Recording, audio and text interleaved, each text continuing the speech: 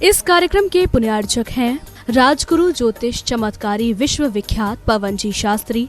समस्या कैसी भी हो, समस्याओं का समाधान एक ही बार में, 100% गारंटी से निवारण, फैमिली प्रॉब्लम, व्यापार बिजनेस में नुकसान, सगाई शादी में रुकावट, फंसे हुए पैसे, डिवोर्स समस्या एवं अन्य समस्याओं के समाधान के लिए एक बार कॉल अवश्य करें। मोबाइल नंबर 8209931336, 9737202129, ब्रांच अहमदाबाद एवं हैदराबाद। हमारी वेबसाइट है www.rajguruastrologer.com।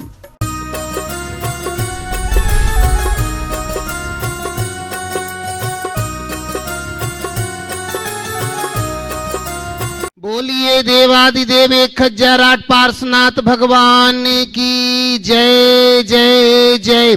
चैतन्य चमत्कारी गुणायतन के मूल नायक श्री चंदा प्रभु भगवान की जय जय जय। श्रवण संस्कृति के नायक प्रातः स्मरणीय आचार्य भगवंत विद्यासागर जी महामुनिराज की जय जय जय जय। बोलिए गुणायतन प्रणेता, शंका समाधान करता, भावना योग प्रवर्तक, तरुणाई के प्रखर वक्ता पूज्य मुनिवर श्री प्रमाण सागर जी महाराज की जय जय जय। मुनिवर श्री निर्भेक सागर जी, शीतल सागर जी महाराज की जय जय जय। मुनि संघ की जय जय जय। प्रिय बंधुओं, तीर्थराज सम्मेद शिखर की तलहटी गुणायतन परिसर में आयोजित देश के सर्वाधिक लोकप्रिय कार्यक्रम शंका समाधान में यहाँ उपस्थित एवं देश विदेश से जुड़े हुए सभी श्रद्धालुओं का, जो कि पारस चैनल, जिनवाणी चैनल एवं प्रामाणिक ऐप के माध्यम से इस कार्यक्रम का सीधा प्रसारण देख सुन आनंद ले रहे हैं, उन सभी का मैं गुणायतन और श्री सेवायतन परिवार की ओर से हार्दिक हार्दिक अभिनंदन करता हूं। बंधुओं, यह कार्यक्रम अपन प्रारंभ करें उसके पूर्व चलते हैं पूज्य गुरुदेव के चरणों में प्रतिदिन की भांति नमोस्तु निवेदित कर मंगल आशीर्वाद की भावना लेकर के। भो स्वामी नमोस्तु नमोस्तु नमोस्तु। बंधुओं, यह कार्यक्रम प्रारंभ हो उसके पूर्व ही मैं निवेदन कर रहा हूं, हमारे बीच में चुल्लक श्री स्वरूप सागर जी महाराज के चरणों की वंदना करते हुए ऑनलाइन प्रश्नों के माध्यम से एवं मुनि संघ सामने विराजमान है के माध्यम से आज के सत्र को आपके मुखारबिंद से प्रारंभ किया जाए, निवेदन कर रहा हूँ। इच्छाएं महाराज जी, इच्छा। मुनि त्रय के चरणों में बारंबार नमोस्तु। प्रथम ऑनलाइन प्रश्न के रूप में अभिषेक जैन, विद्यासागर जीव दया परिवार ट्रस्ट दिल्ली से समस्त सेवकों की तरफ से नमोस्त करते हुए प्रश्न कर रहे हैं महाराज कि हर साल 15 अगस्त को जब दिल्ली में पतंग उड़ाते हैं तो हमारे थोड़े से मनोरंजन के कारण हजारों जीवों की जान चली जाती है और ना जाने कितनी माताएं अपने पुत्रों को और स्त्री अपने पति को खो देती हैं। इस संदर्भ में हम लोगों से संकल्प पत्र भरवाकर इस प्रकार की हिंसा से बचाने की कोशिश कर रहे हैं।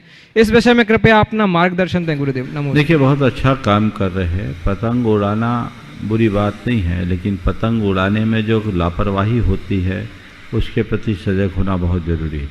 और आजकल जो चाइनीज मंजा आने लगा है, चाइनीज मंजा के कारण अनेक पक्षी अकाल मौत के घाट में, अकाल मौत के शिकार होते हैं। तो हमें ऐसी हिंसा से अपने आप को बचाना चाहिए, लोगों में जागरूकता होनी चाहिए। यदि पतंग उड़ाए भी तो चाइनीज मंजा का प्रयोग बिल्कुल ना करें, और जहाँ कहीं भी पतंग उड़ाए वो स्थान पूरी तरह सुरक्षित होना चाहिए। बीना जी पाटनी चित्तौड़गढ़ से नमोस्तु करते हुए प्रश्न कर रही हैं महाराज कि अगर मंदिर की जिम्मेदारी किसी एक परिवार पर हो और वह परिवार भी किसी परिस्थिति व शहर में जाकर बसे, तो ऐसे में जिन प्रतिमाओं को शहर के मंदिर में स्थापित करने के लिए क्या करना चाहिए? देखिए, मंदिर आप खुद विस्थापित हुए तो भगवान को भी विस्थापित करें, ये बात थोड़ी हजम नहीं होती। लोगों को किसी भी तरीके से ऐसी व्यवस्था करनी चाहिए कि हमारा जो मंदिर है उनकी पूजा अर्चा होते रहे, उसके लिए उपाय करना चाहिए। अन्यथा आप भगवान तो ले आओगे, मंदिर का क्या होगा? उसको दूसरा आयतन बना दिया जाएगा, अन्न अनाचार का अड्डा भी बन सकता है। और हमेशा एक बात सोचिए कि मेरा नाम मंदिर बनाने वालों में हो, उजाड़ने वालों में नहीं। यदि कदाचित ऐसी कोई स्थिति बनती भी है जिसका कोई उपाय नहीं हो, तो व्यक्ति को फिर पूरा मंदिर बनाना चाहिए, केवल प्रतिमा स्थापित करना ठीक नहीं। ताकि आपने यदि कोई मंदिर मिटाया है तो मंदिर बनाने का भी पुण्य आपके साथ रहे। अब प्रश्नों के लिए चलते हैं मंचासीन मुनि संघ के चरणों में, और सर्वप्रथम निवेदन 6 श्री 105 चिद्रूप सागर जी के चरणों में कि अपने प्रश्न के माध्यम से हमें लाभान्वित करें। पूज्य मुनि त्रय के चरणों में बारंबार नमोस्तु। महाराज श्री सूत्रोपदेश ग्रंथ में आचार्य श्री ने सर्वासिद्धि ग्रंथ पर जो उपदेश के रूप में ख्याति शब्द के बारे में कहा कि ख्याति शब्द संस्कृत में बनता है और उसका प्राकृत में बनता है खाई, तो उन्होंने कहा ख्याति खाई के रूप में है। तो महाराज जी प्रश्न, और देखा जाता है सभी लोग ख्याति के पीछे भागते हैं, तो ख्याति खाई के रूप में किस प्रकार है और इससे किस प्रकार बचना चाहिए? नमोस्तु महाराज। देखो, जैसे तृष्णा की खाई है ना, हम लोग बोलते हैं तृष्णा की खाई खूब भरी वह रिक्त रही वह रिक्त रही, ऐसी ख्याति की भी खाई है। मनुष्य के मन में चाहे वो धन की कामना हो या यश की चाह हो, ये दोनों उसे दौड़ाने वाली है। मनुष्य अपने यशोकांक्षा का शिकार बनकर अनेक अनर्थों को कर डालता है। इसलिए गुरुदेव ने बिल्कुल सही कहा है कि ये ख्याति खाई है। तुम्हारी ख्याति हो ये सहज है, पर तुम ख्याति चाहो ये तुम्हारे लिए एक बंधन है। ऐसे भी एक बहुत पुरानी कहावत है हमारे देश में, लक्ष्मी और कीर्ति ये दो अलग अलग प्रतीक माने। लक्ष्मी को संपदा और कीर्ति हमारी कीर्ति है। कहा जाता है कि कीर्ति कुंवारी और लक्ष्मी का भी आज तक विवाह नहीं हो पाया। बोले क्यों? संपदा है। संपदा को वेश्या के रूप में और कीर्ति को कुंवारी रूप में माना गया। संपदा वेश्या क्यों? क्योंकि वो जिसके पास रहना चाहती है वो उसे चाहता नहीं, और जो उसको चाहता है वो उसके पास रहती नहीं। संपदा को वेश्या इसलिए क्योंकि रोज वो अपना स्वामी बदलती, एक के पास नहीं रहती। और कीर्ति को कुंवारी इसलिए कहा, कीर्ति जिसे पसंद करती है लोग उसे पसंद नहीं करते, और जो लोग कीर्ति को पसंद करते हैं कीर्ति उनको पसंद नहीं करते। इसलिए कीर्ति आज तक कुंवारी बनी रही। तो हम इस रहस्य को समझें और यशोकांक्षा से अपने आप को यथासंभव मुक्त करने का प्रयास करें। नमोस्तु पूर्वक निवेदन है परम पूज्य मुनि श्री शीतल सागर जी के चरणों में कि हमारी ज्ञान वृद्धि है तो अपना प्रश्न प्रेषित करें। ओम नमः सिद्धेव। षटखंडागम टीका धवला जी में अर्चना की परिभाषा आई, जल गंध अक्षत पुष्प चरु फली आदि से जो अष्ट द्रव्यों के नाम बताए, इनसे भगवान की पूजा करना चाहिए।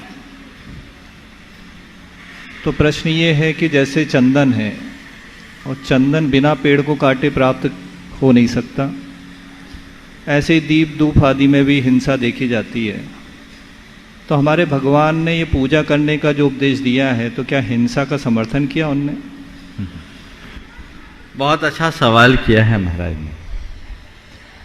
निश्चित भगवान की जो पूजा के लिए हम लोग सामग्री, आप लोग सामग्री अर्पित करते हो, उसमें किसी न किसी प्रकार की प्रत्यक्ष अप्रत्यक्ष हिंसा होती है। इसे नकारा नहीं जा सकता। हर चीज़ में, कुएं से जल निकालोगे उसमें भी हिंसा है, उसे प्राशुक करोगे उसमें भी शावद्ध है, और जो अनाज उत्पन्न करेंगे उसमें भी है, और उन्हें आप तैयार करोगे उसमें भी है। पर आम गृहस्थ जो अनेक प्रकार की हिंसाओं में संलग्न है,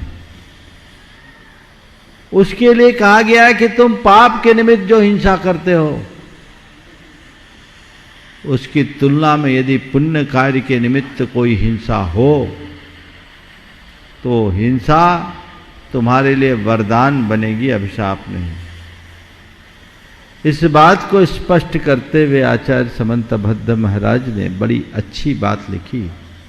पूज्यम जिनम त्वार चैतो जनस्य सावद लेशो बहुपुण्य राशो दोषाय नालम कनिका विशस्य न दूषिका शीत शिवाम्बुरासो।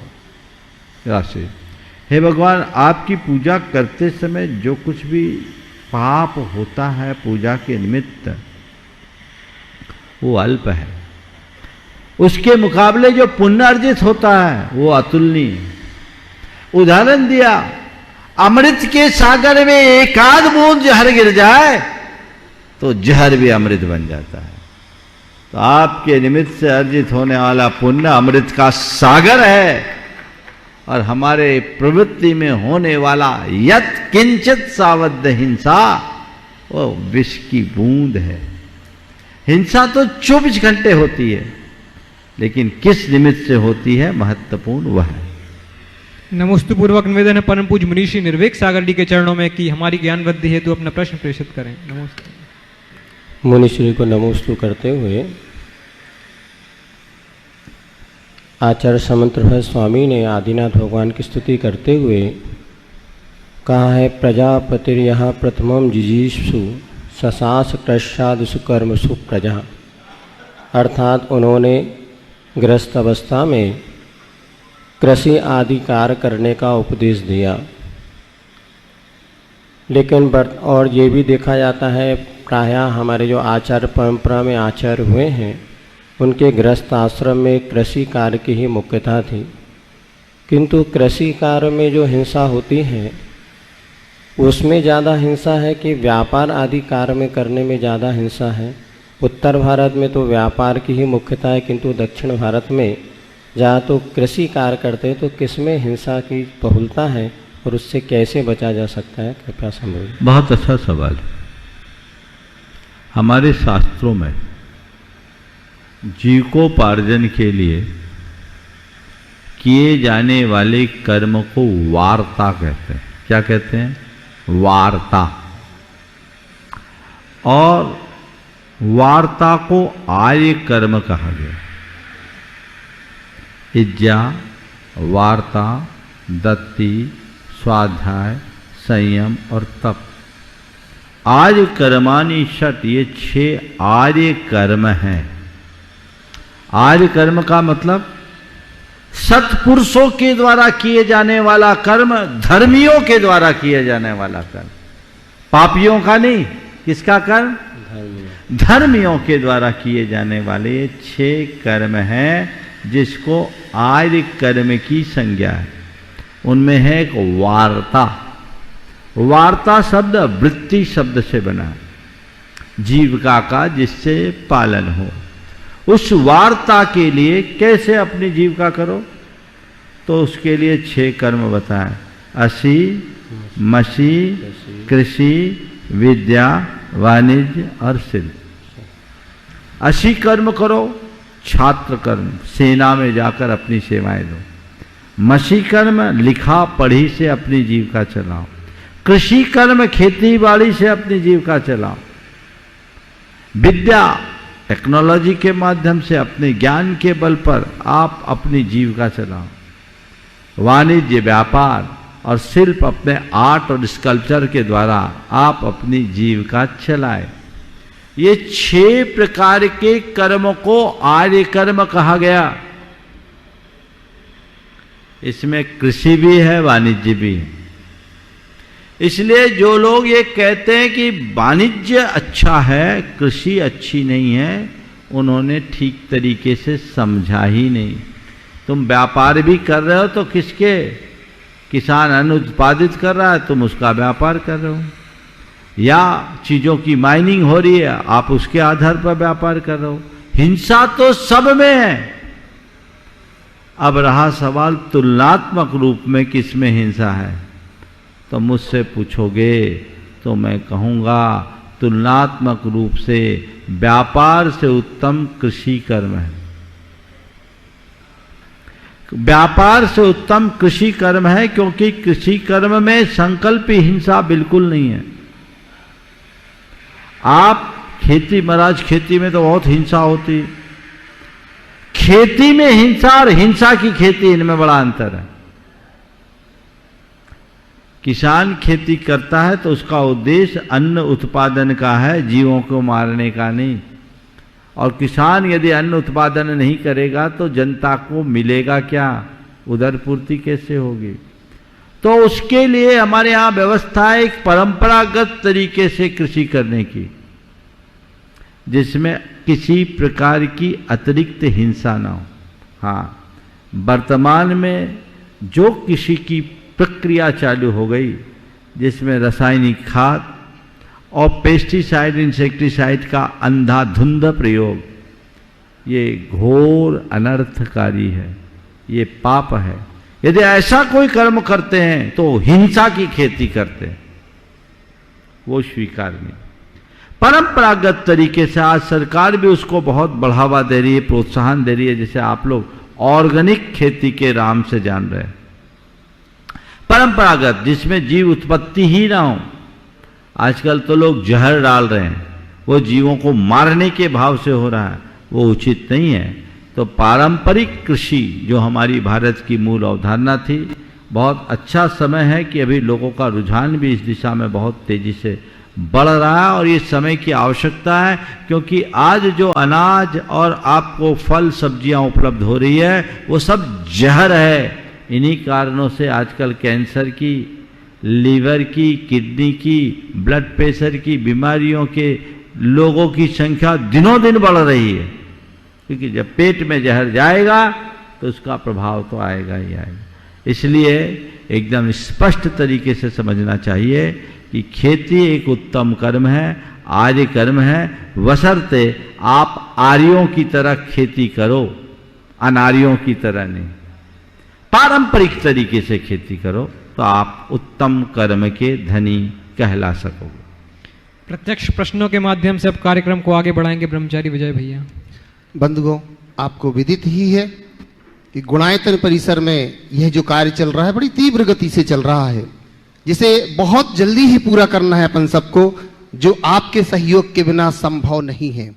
आज फिर जिन्होंने अपने आप को गुणायतन से जोड़ा है, सूत्रधार के रूप में जो जुड़े हुए हैं, डॉक्टर सुधीर जी जैन, डॉक्टर ज्योति जैन, मेरू जैन, तरु जैन, सतना मध्य प्रदेश से हमारे बीच में है। मैं बड़े सम्मान के साथ उन्हें आवाज देता हूं, एक बार मंच के ऊपर आए और जोरदार करताल ध्वनि से हम इनका अभिनंदन करेंगे। आपसे अपेक्षा रखूंगा कि इनके दान की अनुमोदना में करताल ध्वनि आप जरूर करें। और मैं इनका अभिनंदन करने के लिए गुणायतन और श्री सेवायतन परिवार इनका अभिनंदन करता है। किशोर जी विनायका हजारीबाग से हमारे बीच में मैं निवेदन करता हूं, कृपया आइएगा और इस परिवार का अभिनंदन करेंगे। जोरदार तालियों के साथ का अभिनंदन करते हैं। आइएगा माननीय डॉक्टर सुधीर जी जैन, डॉक्टर ज्योति जैन, मेरू जैन, तरु जैन, सतना मध्य प्रदेश से। इसी अभिनंदन की कड़ी में बंधुओं, हमारे बीच में जिन्होंने अपने आप को निर्वाण सारथी के रूप में जोड़ा है, मैं उन्हें भी बड़े सम्मान के साथ आवाज देता हूं जब तक वो यहां पर पहुंच रहे हैं। श्री रणधीर सिंह जी बोतोरिया, श्रीमती शांति जी बोतोरिया वर्धमान यहां पर उपस्थित हैं। मैं उनसे निवेदन करता हूं एक बार मंच के ऊपर आए और गुणायतन श्री सेवायतन परिवार आपका भी बहुत बहुत बहुत बहुत अभिनंदन करता है। मैं निवेदन कर रहा हूं, अगर ये परिवार के साथ यहां पर उपस्थित हैं तो अपने पूरे परिजन के साथ मंच पर एक बार आइएगा।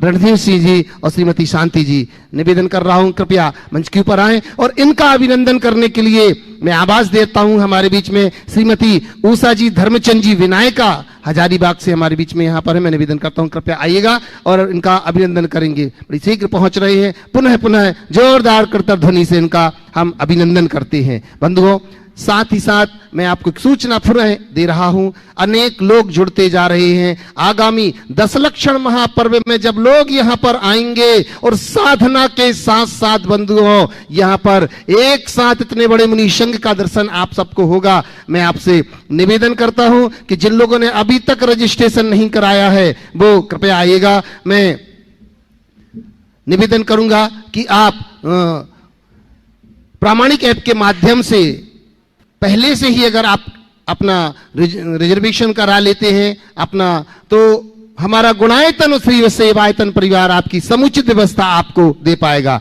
तो लीजिएगा, मैं निवेदन कर रहा हूं और जोरदार करताल ध्वनि के साथ प्रथम प्रश्न के रूप में मैं आवाज दे रहा हूं हमारे बीच में हजारीबाग टीम से सरिता जी सेठी हजारीबाग प्रथम प्रश्न को लेकर यहां पर आ रहे हैं। और इसके बाद तैयार रहेंगे हमारे गुड्डू भैया, गुड्डू जैन दमोह से बुलंदी मंदिर। नमोस्तु महाराज श्री इच्छा में छुल्लक जी।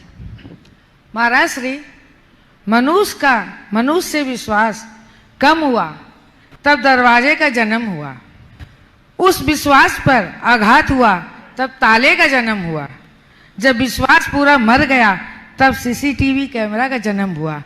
तो ऐसा क्यों महाराज श्री कि मनुष्य अपना विश्वासघात दूसरों के साथ करते आ रहा है। बहुत अच्छा वाक्य है। मनुष्य से विश्वास घटा तो दरवाजा हुआ, विश्वासघात हुआ तो ताले लगे, और आगे बढ़े तो सीसीटीवी। आपने पूछा ऐसा क्यों हुआ?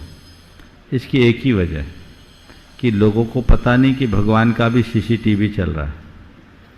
जब लोगों को ये पता हो कि हम भगवान के कैमरे की जद में हैं और भगवान पर भरोसा कर ले तो किसी की ज़रूरत नहीं। और आपको बताऊं, लाख सीसीटीवी लगा दो, जिनको गड़बड़ करना पड़ता होता वो गड़बड़ कर ही लेते हैं, समझ गए? इसलिए बाहर की व्यवस्थाओं से मनुष्य कभी नहीं बदल सकता। जब तक मनुष्य की भीतरी वृत्ति नहीं बदलती, परिवर्तन नहीं हो सकता। वो तब बदलेगी जब उसकी दृष्टि आध्यात्मिक होगी। वो समझे त्रिलोकीनाथ भगवान के केवल ज्ञान में तो सब दिख रहा है। कभी मन में ऐसा आता है कि ये पाप करूंगा, ये कुकर्म करूंगा तो भगवान की दृष्टि पड़ेगी? जिनकी मैं पूजा करता हूं उनकी दृष्टि में ये सब आ रहे।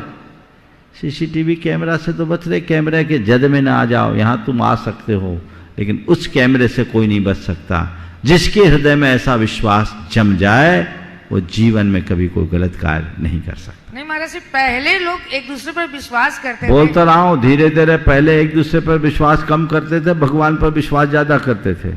अब भगवान को भी धोखा देने लगे। नमस्ते महाराज श्री, नमस्ते। गुड्डू जैन दमोह से, पलंदी मंदिर से। और निवेदन करूंगा फिर मुकुल लोहाड़िया जी खाते गांव से। हेलो, नमोस्तु महाराज जी, नमोस्तु महाराज जी, नमोस्तु महाराज जी, छाई महाराज जी। महाराज जी, पूरे पलंदी मंदिर दमोह की तरफ से, मेरे परिवार की तरफ से, मेरे रिश्तेदारों की तरफ से नमोस्तु भगवान, नमोस्तु भगवान, नमोस्तु भगवान। गुरुजी, हमारा क्वेश्चन ये है कि अपने जैसे मुनि महाराज जी के कोई चौकापन लगाते हैं, आप लोगों के चौका लगते हैं महाराज जी, और जैसे आपकी कल कराएंगे। हाँ, बोलो फिर से। महाराज जी, आप लोगों के जब चौका आहारों के लिए लगाते हैं महाराज जी, तो जब आहार हो जाते तो अच्छा लगता है, और आहार खाली चला जाता महाराज जी तो सबको दुख होता है। और आहार दान का महत्व थोड़ा सा महाराज जी चाहिए था, और आजकल ब्रह्मचर्य के बारे में थोड़ा सा दो महाराज जी को अच्छा। एक प्रश्न का मौका है, आप तो प्रश्नों की झड़ी लगा रहे है ना। संक्षेप में मैं इतनी बात कहूंगा, चौका खाली कहाँ जाता? खुद तो खाते हो, हाँ खाते हो कि नहीं? फिर खाली कहाँ गया? हाँ, इसलिए साधु के आहार हो तो अति उत्तम है, नहीं तो स्वयं सागर के भोजन कर लो। और उस दिन एक फार्मूला बता रहा हूं, बताऊं? जी महाराज जी। बहुत अच्छा फार्मूला है, पुण्य का कारण होगा। जिस दिन साधु के आहार न हो, तय कर लो आज के लिए मैं साधु बनूंगा, और साधु जैसा एक भुक्ति का नियम लूंगा। महाराज जी, इसका महत्व चाहिए था। सुनो तो, जो बोल रहा हूं पहले मेरी बात तो सुनो, क्या बोल रहा हूं? पुण्य चाहिए जी महाराज जी। चौका खाली गया, अरे चलो खाली गया गया, आज हम खुद साधु बन जाए। हाँ, एक ही बार भोजन करेंगे, विशुद्धि बढ़ाओ। एक दिन के साधु, स्वयं सागर निजमति, हो गई व्यवस्था। फार्मूला पसंद आया कि नहीं? बजाओ ताली जोर से, कर लो, फिर शिकायत ही खत्म। ललितपुर में गुरुजी थे, 1987 की बात है, बहुत चौके लगते थे सैकड़ों की तादाद में। कभी कभी होता था हफ्ता हफ्ता एक मोहल्ले में ही कोई नहीं जा पाते थे, तो लोगों की शिकायत होती थी। गुरुदेव ने एक दिन मंच से इसका सॉल्यूशन दिया था कि देखो मैं आपको एक सॉल्यूशन देता हूँ, किसी का चौका खाली नहीं जाएगा। सब लगे क्या बोल रहे? बोले देखो 2200 घर है, उस समय शायद 2200 घर थे ललितपुर में। बोले 2200 घर है यहाँ, हर घर से एक साधु निकाल दो, एक भी चौका खाली नहीं जाए। समझ गए? और रहा सवाल आहार दान का, तो आहार दान गृहस्थ जीवन का सर्वश्रेष्ठ कृत्य है। आप आहार नहीं देते, आपके आहार से साधु का रत्नत्रय पलता है, तो परोक्ष रूप से आप रत्नत्रय का दान देते हैं। समझ गए? इसलिए शास्त्र में ऐसा लिखा है, क्षितिगत मिव बट बीजम पात्र गते मल्प मपि काले फलति छाया विभवम बहुफल मिष्टम शरीर भृतम। नहीं, दूसरी बात, ग्रह कर्म नापि निचितम कर्म विमाष्टि खलु ग्रह विमुक्ता नाम अतिथि नाम प्रतिपूजा रुधिर मलम धावते वारी। जैसे कहीं शरीर में खून लग जाए ना, तो पानी डालते खून धुल जाता है। इसी तरह दिन भर के घर गृहस्थी के कर्मों में संचित पाप सदगुरु के सतपात्र के हाथ में एक ग्रास देने से साफ होता है। यह आहार दान की महिमा। महाराज जी, ब्रह्म पर सुनो, अब मेरा नंबर बीच में मत बोलो। हाँ, और आहार दान का मतलब ये नहीं कि तुम हाथ में साधु को दिए तभी आहार हुआ। तुमने से सुबह से जो भाव बनाया ना, उसी क्षण से पुण्य का संचय होना शुरू हो गया। और महाराज ने बता दिया एक ग्रास देने से पाप धुल जाएगा, तो अब तो हमको एक देना ही है, भले महाराज ले या न ले। तुम हमको तो घुसना है, भले महाराज को बाहर आना पड़े। ये जो है ना धमा चौकड़ी, इससे बचना चाहिए। कृत काली तनमोदन तीनों का महत्व समझना चाहिए और अनुशासन के साथ अपनी क्रिया करनी चाहिए। ओम। महाराज जी, बस हो गया, आगे आगे आगे। ओम। और लीजिएगा मुकुल लोहाड़िया जी खातेगांव से। इसी के बाद निवेदन करूंगा हेमा संजय जी बोहरा इंदौर से। ओम। समस्त मुनिशंको नमोस्तु क्षुल्लक जीवों को इच्छा में। महाराज जी, मेरा प्रश्न ये है कि जब हम मंदिर में रहते तो मन शांत और निर्मल भाव रहते, परंतु हमारे मंदिर के बाहर आते ही मन में अशुभ भाव और मन विचलित हो जाता है। तो महाराज जी मेरा यह प्रश्न महाराज जी मेरा प्रश्न ये है कि जब हम मंदिर में रहते हैं तो मन शांत और निर्मल भाव रहते हैं, परंतु मंदिर के बाहर आते ही मन विचलित और अशुभ भाव आ जाते हैं। तो महाराज जी ऐसा क्या करें कि मंदिर के बाहर भी अच्छे विचार आए तथा मन में ही मंदिर का वास हो जाए? देखिए बिल्कुल ठीक है, मंदिर के बाहर भी अच्छे भाव बनेंगे, बशर्ते मंदिर में आकर आप अपनी बैटरी को चार्ज करो। समझ गए? आपकी मोबाइल होती है ना, जब तक चार्ज रहती काम करती है, डिस्चार्ज हो जाती है तो फिर आपको फिर से चार्ज करना पड़ता है ना। आप मंदिर जाते हो चार्ज करते हो कि नहीं करते? डिस्चार्ज मोबाइल को ले जाओगे और मंदिर में आपने अपने पावर पॉइंट पे लगा दिया, इतने मात्र से वो चार्ज हो जाएगा क्या?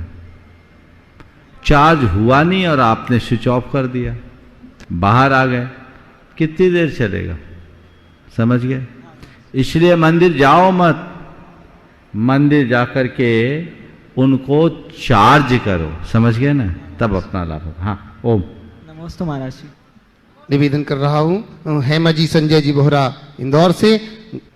मैं साथ ही साथ सबसे पहले मैं निवेदन करूंगा, हमारे बीच में संघस्थ क्षुल्लक श्री समादर सागर जी महाराज विराजमान हैं, जिनके परिजन यहाँ पर आज आए हुए हैं। मैं पूरे परिजनों से निवेदन करूंगा, एक बार चाचा जी यहाँ पर हैं, माँ यहाँ पर हैं, मैं निवेदन करता हूँ कि मंच के ऊपर आए, जोरदार तालियों के साथ, अभिनंदन के साथ हमारा गुणायतन श्री सेवायतन परिवार इनका अभिनंदन करता है।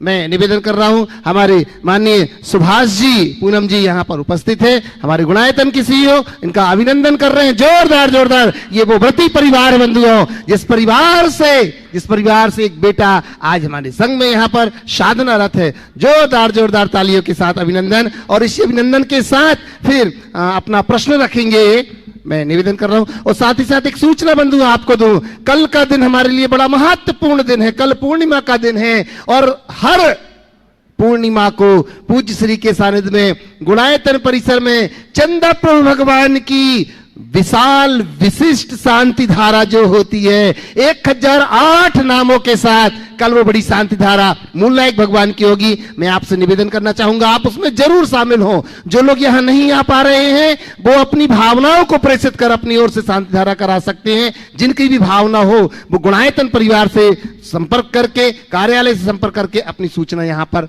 अपनी स्वीकृति यहाँ पर दे सकते हैं। अब मैं निवेदन कर रहा हूँ, हेमा जी अपना प्रश्न रख रहे हैं, हेमा जी संजय जी बोहरा, और फिर उसी के साथ राजू जी कंडेलवाल अपना प्रश्न रखेंगे। नमोस्तु महाराज जी। दिगंबर और श्वेतांबर दोनों ही संप्रदायों में मुनिवृंद पैदल विहार करते हैं। आज के समय में विहार सुरक्षित भी नहीं है और उसमें समय भी जाता है। महावीर जी के शासन में जो परंपरा थी, क्या उसे समयानुसार परिवर्तित किया जा सकता है या दोनों संप्रदायों को मिलकर सुरक्षा के लिए कोई उपाय करना चाहिए? कृपया बताएं। देखिए, समयानुरूप परिवर्तन करने के लिए तो फिर तो आप ये भी कहोगे फिर दिगंबर रहने की क्या जरूरत है, कपड़े ही पहन लो। फिर समयानुरूप परिवर्तन करना है तो एक बार भोजन करने की क्या ज़रूरत है, कम से कम 2 बार ले लो। फिर आप कहोगे कि 2 बार में क्या होता है, बीच में 1 बार पानी पी लो। ये सब चीज़ें हैं, समझ गए? ये परिवर्तन कतई स्वीकार्य नहीं। हमें चाहिए जो चर्या चल रही है उसे निर्बाध चलने दें, और श्रावकों का ये कर्तव्य है कि साधु संतों के विहार को निर्बाध विहार सुनिश्चित करें। यह आप लोगों की जिम्मेदारी, प्रमाद न करें। एक बात बताऊं, आज जैन धर्म की जो प्रभावना है वो साधुओं के निर्गंथ विचरण के कारण। जब हम लोग पैदल जाते हैं, हजारों लोग हम लोगों के संपर्क में आते हैं। कोई वाहन से जाए तो वो नहीं आएंगे, पर और इससे जीवन में हमारी तो साधना है और लोगों के जीवन में एक बड़ा बदलाव है। इसलिए ये परिवर्तन उचित नहीं है। शास्त्र विहित जो व्यवस्था है हमें उस व्यवस्था को लेकर के चलना चाहिए। आज जैन धर्म और जैन साधु की चर्या जो सुरक्षित है, इसमें किसी भी प्रकार का विकार नहीं आया। उसकी मूल वजह यही है कि जैन धर्म में जो मुनियों के व्यवस्थित 28 मूल गुण हैं उसमें कोई ढिलाई नहीं दी गई। यदि ढिलाई दी गई होती तो जैन मुनियों में भी अनेक प्रकार के अनाचार आ गए होते। हमें उसे बचा के रखना है, तभी हमारा धर्म सुरक्षित होगा। समय के अनुरूप परिवर्तन करेंगे, हमारा धर्म ही हमसे छिटक कर चला जाएगा। हेमा संजय जी बोहरा इंदौर से, और फिर राजू जी खंडेलवाल। नमस्ते गुरुदेव, नमस्ते गुरुदेव, नमस्ते गुरुदेव। गुरुजी, मैं ना दिगंबर जैन हूँ ना श्वेतांबर जैन हूँ। मैं राजेश जी जैन के संग में यात्रा में आया हूँ। परसों में शिखर जी की यात्रा पे गया, मुझे बहुत ही अच्छा लगा। पर वहाँ मुझे एक थोड़ी सी ये तकलीफ हुई कि वहाँ कहीं भी लेडीज जेंट्स के लिए शौचालय नहीं बने हुए गुरुजी। तो इसका क्या कारण गुरुजी? वहाँ पे देखिए, ये हमारा बहुत पवित्र तीर्थ स्थल है, इसके कण कण को पूज्य माना जाता है। हमारे यहाँ पैर रखना भी एक प्रकार का पाप है। पहले लोग बिना खाए पिए जाते थे तो मलमूत्र की जरूरत ही नहीं पड़ती थी, इसलिए पवित्रता बनी हुई थी। अब आप लोग चढ़ना शुरू नहीं करते और खाना पीना शुरू हो जाता है, इसलिए अव्यवस्था होती है। तो वहाँ आप जाओगे तो मंदिर में शौचालय करने का पाप लगेगा। नहीं, पहाड़ पे मैं जो बोल रहा हूँ पहाड़ नहीं है, ये हमारा पूज्य स्थल है, ये सिद्ध निषिद्ध का है। सोच बदलनी चाहिए। हमारी यही भूल है कि हमने इसे पहाड़ मानना शुरू कर दिया। ये पहाड़ नहीं, पवित्र स्थल है जिसका कण कण पूज्य है। वहाँ मलमूत्र छेपना, यानी जिन मंदिर में मलमूत्र छेपना, बल्कि मैं कहूँगा जिन मंदिर का प्रभाव तो फिर भी अल्प है, ये तो शाश्वत सिद्ध क्षेत्र है, इसलिए इसमें ये प्रोत्साहन देने योग्य नहीं। राजू जी ऐसे जाओ कि जरूरत ही न पड़े। राजू जी खंडेलवाल। और मैं निवेदन करूंगा इसी के बाद हमारे बीच में ललितपुर दिगंबर जैन समाज अध्यक्ष माननीय अनिल जी अंचल यहाँ पर उपस्थित हैं। वो अपने प्रश्न के माध्यम से अपना प्रश्न रखेंगे, और एक बार जोरदार ताली बजा करके हम इनका अभिनंदन करते हैं। अनिल जी अंचल अपना प्रश्न रख रहे हैं, और इसी के बाद फिर मैं निवेदन करूंगा कीर्ति जी। खंडेलवाल जी का हो गया सवाल। परम पूज्य प्रमाण सागर जी महाराज के चरणों में सकल जैन समाज ललितपुर की नमोस्तु। मुनि श्री निर्वेक सागर जी महाराज के चरणों में नमोस्तु। छुल्लक जी के चरणों में एक शामी। महाराज जी, प्रोग्राम कहीं और था और आपके दर्शनों के निमित्त से हम यहाँ तक आ गए, और यहाँ आकर के पहले तो ये लगता था कि इतना विशाल यहाँ पर पर्वत और इतने मंदिर होते हुए भी इस मंदिर को इतना भव्य बनाया जा रहा है तो कुछ समझ में नहीं आ रहा था। लेकिन आज जब आपके साथ इसका अवलोकन किया तो ऐसा लगा वास्तव में ये रचना जिन धर्म के लिए, जिन आगम के लिए और आने वाले भविष्य में जो यहाँ पर आपकी संरचना, व्रती लोगों के रहने, संलेखना, समाधि, ये सब है, और जो कारीगरी और जो शैली ये युगों युगों तक इस जिन धर्म और जिनागम को जीवंत और ज्वलंत रखेगा। तो ऐसी क्या परिकल्पना आपके उसमें थी जो आपने ऐसी अच्छी संरचना को यहाँ पर आकार दिया? कृपया जिज्ञासा का समाधान करें। मेरी कोई परिकल्पना नहीं थी, मेरी केवल एक भावना थी, गुरुदेव का आशीर्वाद और आप सबका पुण्य जो साकार हो। नमस्ते महाराज। निवेदन कर रहा हूं कीर्ति जी मृणाल जी दिल्ली से, और फिर इसी के बाद अशोक जी दोषी, रानी जी हमारे बीच में यहाँ पर उपस्थित हैं। गुणायतन संरक्षक। नमोस्तु भगवान, नमोस्तु महाराज श्री। एलक जी और छुल्लक जी के चरणों में एक शामिल। गुरुदेव, क्या परदृष्टि ही हमारा अग्रहित मिथ्यात्व है? क्या परदृष्टि ही हमारा अग्रहित मिथ्यात्व है और यही हमारे सम्यक में हानि पहुंचाता है? परदृष्टि को मिथ्यात्व कहना अच्छी बात नहीं है। पर में आत्मबुद्धि को मिथ्यात्व कहें। परदृष्टि तो अभी हमारी भी है। मैं आपको देख रहा हूँ तो बोल रहा हूँ, और आप मुझे देख रहे हो तो बोल रहे हो। तो स्वपर के साथ तो हमारे संपर्क और संबंध है ही, पर परदृष्टि को मिथ्यात्व नहीं कहा जा सकता। पर में आत्मबुद्धि हमें भावभ्रमण कराती है। पर की चिंता करना, पर की चिंता करना भी भूमिकानुरूप चलेगा। पर के हित की भी चिंता की जा सकती है, लेकिन पर में आत्मबुद्धि रखना अच्छी बात नहीं। नमोस्तु भगवान। अशोक जी दोषी, राजमाता रानी जी इंदौर से गुणायतन संरक्षक और 52 गजा के जो ट्रस्टी हैं, निवेदन कर रहा हूं। और इसी के बाद फिर मैं निवेदन करूंगा रेखा जी टीकमगढ़ से। समग्र जैन समाज इंदौर मालवा निमाड़ क्षेत्र की ओर से मुनि संघ के चरणों में वंदन। छुल्लक महाराज जी को इच्छा में महाराज श्री एक छोटा सा निवेदन ये है कि आए दिन हमारे तीर्थ क्षेत्रों जैसे गोमटगिरी, गिरनार जी और अन्य क्षेत्रों में कुछ न कुछ प्रॉपर्टी का या कोई लीगलिटी का विवाद दिखता रहता है। तो मेरा आपसे निवेदन ये है कि हमारे समाज के जो रिटायर्ड जज हैं, कलेक्टर हैं, कमिश्नर्स हैं, काफ़ी लोग रिटायर्ड हो गए हैं, उन सब की एक कमेटी बना कर, ये काम सिर्फ आप ही कर सकते हैं।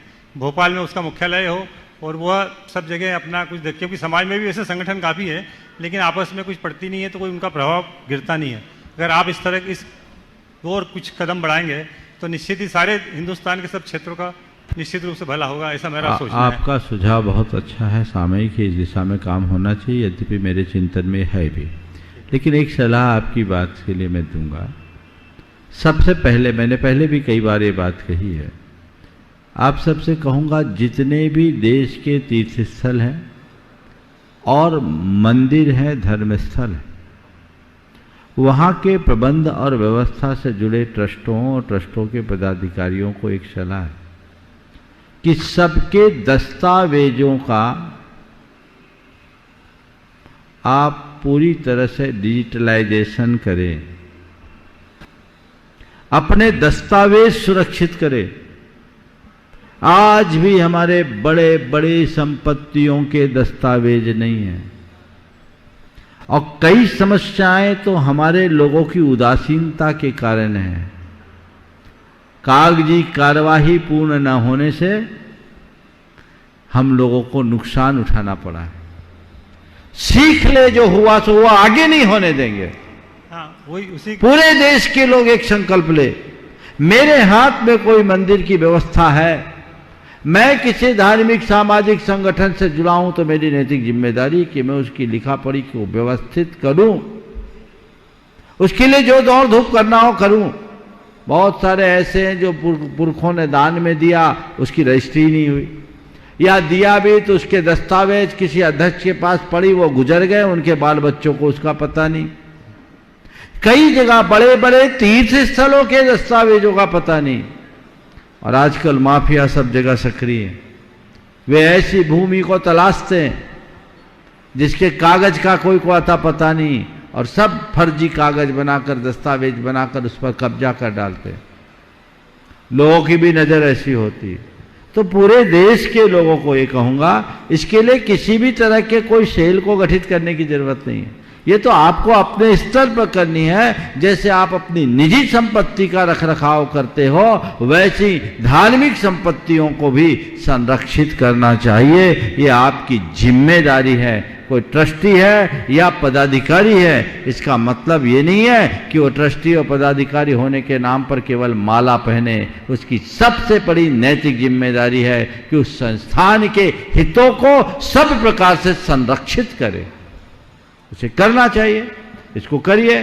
फिर जो बातें हैं, जो विवाद है, उसके लिए इस तरह की एक सेल गठित करके उस तरह से लोगों को आगे बढ़ाए। लेकिन ये तब काम होगा जब उनकी सलाह को हमारे कर्णधार माने।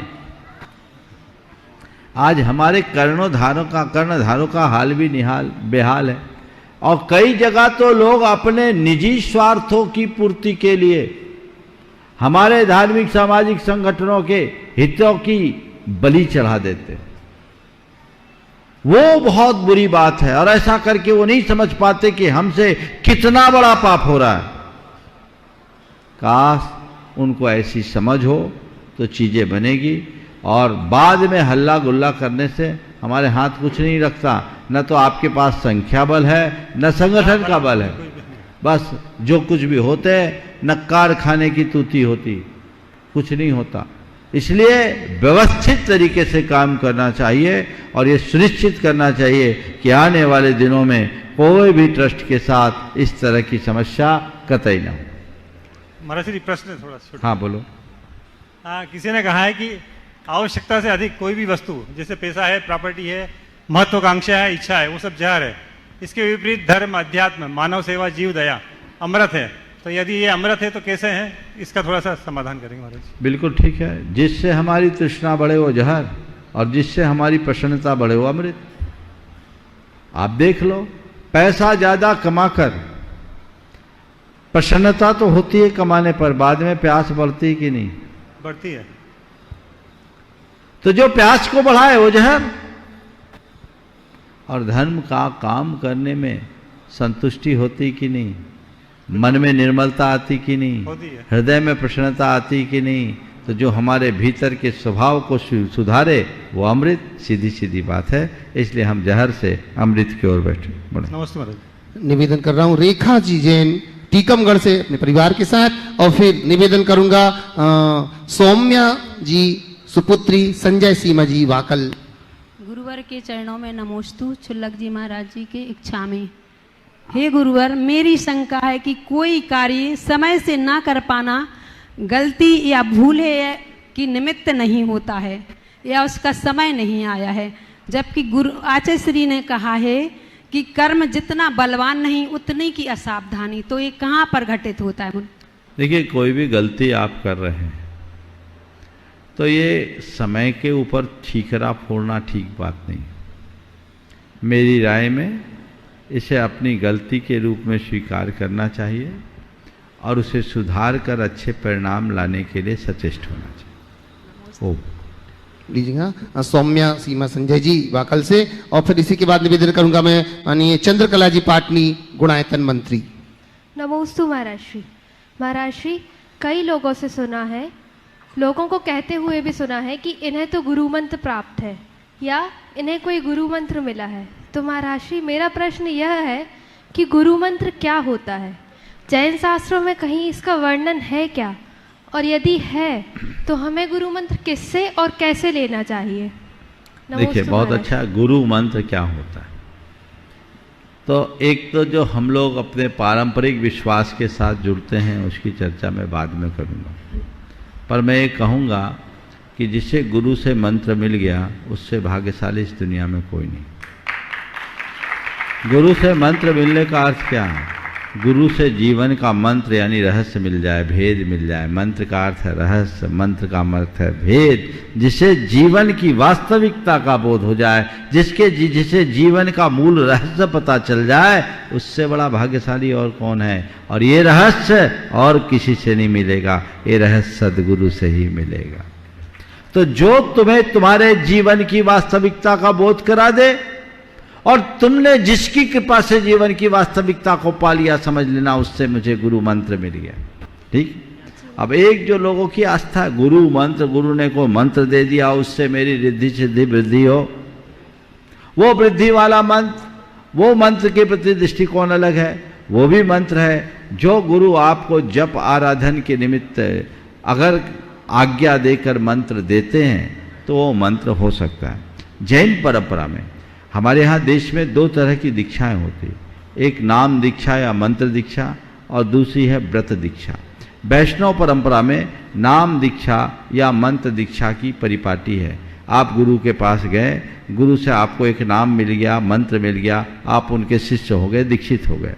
जैन परंपरा में व्रत दीक्षा है, गुरु से आपने व्रत लिया तब आप दीक्षित हुए। बिना व्रत के दीक्षा की परंपरा हमारे यहाँ नहीं है। तो गुरु से मंत्र आप पा भी सकते हैं और वैसा मंत्र लो जो जीवन का वास्तविक भेद बताए, जिससे तुम्हारे जीवन का उत्थान हो।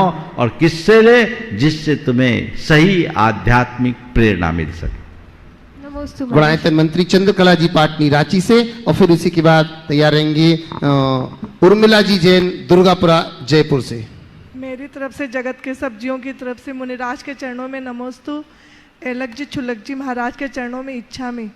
महाराज श्री कहते हैं कि भरोसा दूसरों पर रखने से कमजोरी बन जाता है और खुद पर रखने से ताकत बन जाता है, लेकिन हम लोग इस संसार में रह रहे तो भरोसा रखना ही पड़ता है दूसरों पर, तो इस कमजोरी से कैसे बचें? बहुत अच्छा कथन है कि दूसरों पर भरोसा रखने पर कमजोरी बनती और खुद पर भरोसा रखने पर ताकत। मैं मानता हूं कि हम संसार में हैं, हमें बहुतों का भरोसा करना पड़ता है। किसी के भरोसे रहना, जरूरत के अनुरूप किसी पर विश्वास और भरोसा करके काम लेना ठीक है, लेकिन उसके भरोसे बैठे रहना ठीक नहीं। हम कभी भी किसी से कोई काम ले तो एक कोशिश करें कि हमें किसी दूसरे के आलम्बन की जरूरत ही ना हो, अपना आत्मविश्वास बढ़ाए। और कदाचित किसी के भरोसे कुछ होता भी है और वो पूरा ना हो तो घबराए नहीं, ये हम कर लेंगे। मन में पहले से सोचेंगे ये काम वो कर लेगा, उसके सहारे ये व्यवस्था बन जाएगी। यदि हम ऐसी बात सोचेंगे और नहीं हुआ तो अब क्या होगा, बड़ी मुश्किल होगी। लेकिन खुद पर भरोसा होगा, ठीक है उसने नहीं किया, हम कर लेंगे, आपकी क्षमता बढ़ जाएगी। अब मेरे सामने दुगनी चुनौती। मेरे संपर्क में एक सज्जन है, उनके घर में एक कार्यक्रम था और उसने एक पूरी जिम्मेदारी अपने एक मित्र को दे दी। मित्र था तो भरोसेमंद, लेकिन संयोग कुछ ऐसा बना कि अचानक उसकी तबीयत खराब हुई और तबीयत इतनी खराब हुई कि उसको हॉस्पिटलाइज होना पड़ा और वह अपनी स्थिति तक से अवगत भी नहीं करा पाया। थोड़ी देर देखा कॉल उधर से रिसीव नहीं हो रहा है, कोई किसी तरह से संवाद नहीं जुड़ रहा है। देखा कि अब हमारे पास समय तो कुल 6 घंटे का बचा है, अब हम उसके भरोसे बैठेंगे, इधर उधर दिमाग लगाएंगे तो कुछ नहीं होगा। जरूर मेरे मित्र के द्वारा ऐसा कुछ हो रहा है तो उसने आज तक धोखा नहीं दिया, कोई उसकी मजबूरी होगी।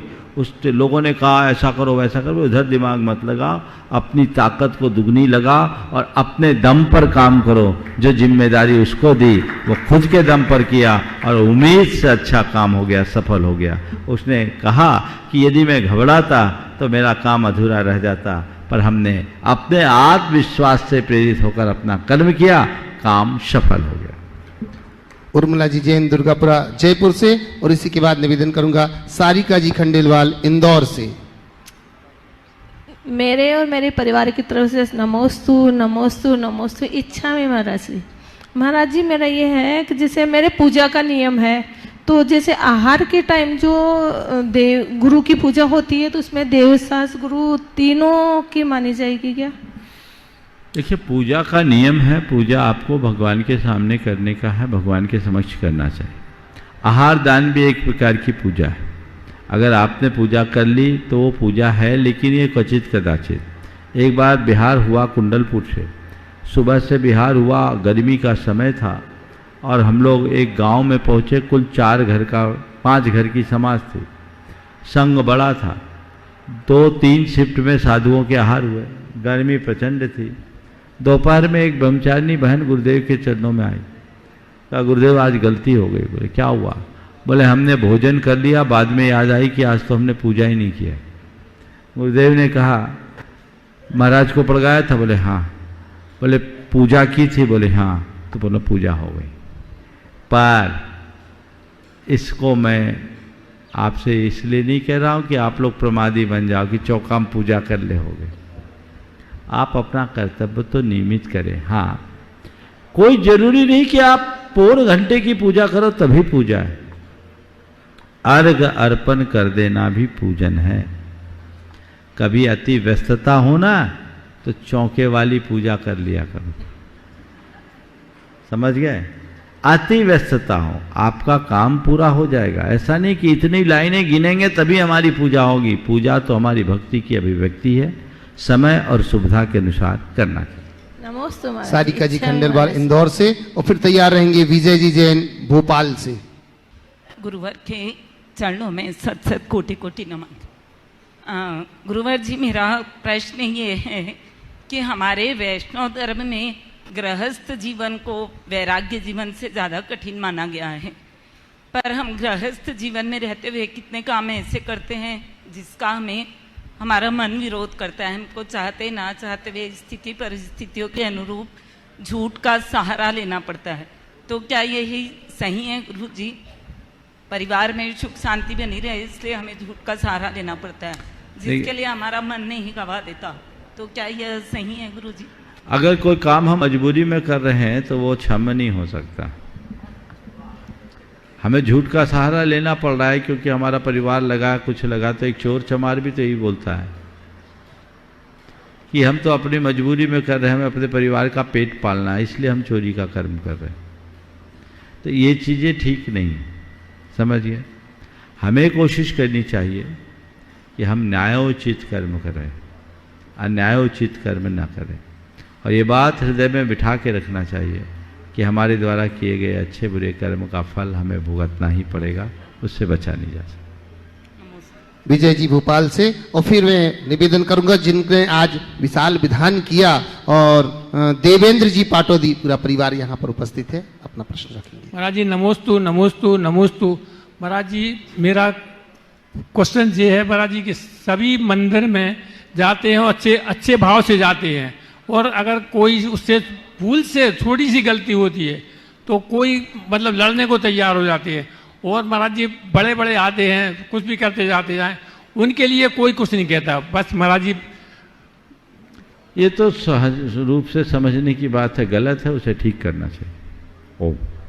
लीजिएगा देवेंद्र जी। बंधुओं, मैं आपसे निवेदन करूंगा, पूज्य श्री के सानिध्य में आगामी 10 लक्षण महापर्व में यहाँ पर विशाल शिविर का आयोजन होना है, जिसमें अनेक लोग अपनी स्वीकृति दे करके जिन्होंने अपनी सीट आरक्षित करा ली है। मैं आपसे भी कहना चाहूंगा, अभी तक अगर आपने रजिस्ट्रेशन नहीं कराया है तो गुणायतन परिवार से या कि प्रामाणिक ऐप के माध्यम से आप अपना रजिस्ट्रेशन करा लें, जिससे कि हमारा गुणायतन परिवार आपकी समुचित व्यवस्था कर सके। और साथ ही साथ बंधुओं, आगामी जब अष्टानिक महापर्व आएगा, सिद्ध क्षेत्र प्रसिद्ध महाराज और सिद्ध चक्र महामंडल विधान की धूम फिर मचेगी यहीं पर, जो कि आप देखेंगे पूरे विश्व में एक ही संत ऐसे हैं जिनके सानिध्य में संस्कृत में वह सिद्ध चक्र विधान होता है। वह होगा इस बार फिर संवेद शिखर की तलटी गुणायतन परिसर में।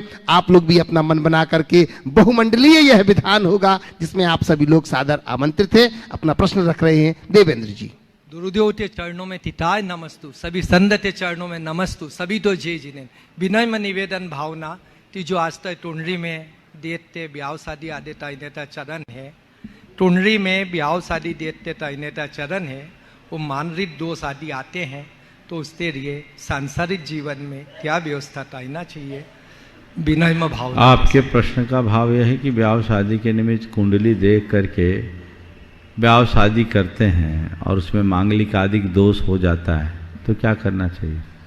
देखो, मैंने अनेक बार कहा है कि मैं कुंडली उंडली मानता नहीं। मेरे हिसाब से तो कुंडली मिलाना ही, आज की कुंडली ही अप्रासंगिक है, तो मिलाओगे किसे? क्योंकि जन्म ना कहीं था, आदमी जन्म कहीं लेता है, और आजकल तो पहले कुंडली बनती बाद में जन्म। ज़्यादातर लोगों का सीजर जन्म होता है, नॉर्मल डिलीवरी तो बहुत कम होती है, इसलिए इस चक्कर में मैं पढ़ता नहीं। और जहाँ तक मांगलिक है तो मैं तो कहूँगा कन्या को मांगलिक कहा है, विवाह के बाद वो अमांगलिक हो जाती है। तो इसलिए अगर मांगलिक ज़्यादा है तो कन्या ही बने रहो, मंगल ही बने रहोगे, कुछ सोचने की बात ही नहीं है ना। हमारे देश में कन्या भोज क्यों कराया जाता है? क्योंकि कन्या को मंगल माना जाता है। इन सब चीज़ों पर मेरा कोई विश्वास नहीं है। मैं ऐसे अनेक लोगों को जानता हूँ जिनने 36 गुण मिलाए और आज 36 का आंकड़ा है, और बहुत से ऐसे लोग हैं जिन्हें कोई कुंडली नहीं मिलाए, मन मिल रहा है। मैं हमेशा कहता हूँ कुंडली मिलाने का कोई लाभ नहीं, मेंटल वाइब्रेशन मिलना चाहिए, मन मिलना चाहिए। यदि मन मिल जाए तो सब काम अपने आप सफल हो जाए। इसलिए मन को मिलाने की कोशिश करें, लोग लकीर के फकीर हैं। और कुंडली मिलाने की बात क्या है, अगर किसी पंडित को 1100 की जगह 2100 दे दो तो वो दोष टल जाते हैं, थोड़ी और दक्षिणा बढ़ा दो तो कुंडली के अर्थ बदल जाते हैं। ये तो आज के लोगों का हाल है, रवैया है। तो इसमें क्या होगा, इन सब चीज़ों का बहुत ज़्यादा विचार मेरी राय में बहुत अच्छा नहीं है। फिर भी आप जानो, ये आपका मैटर है, क्या मिलाना क्या नहीं मिलाना वो आप देखो। और मैं तो कहूँगा कि कुंडली मिलाना है तो लड़का लड़की से मिलाने के साथ साथ उसकी सास से भी मिला लेना चाहिए, ताकि ठीक ठाक चले और गाड़ी आगे बनी रहे। समय आप सबका हो गया, यहीं पर विराम। बोलिए परम पूज्य आचार्य पूरे परिवार की तरफ से नमस्तु, सदा जी हो।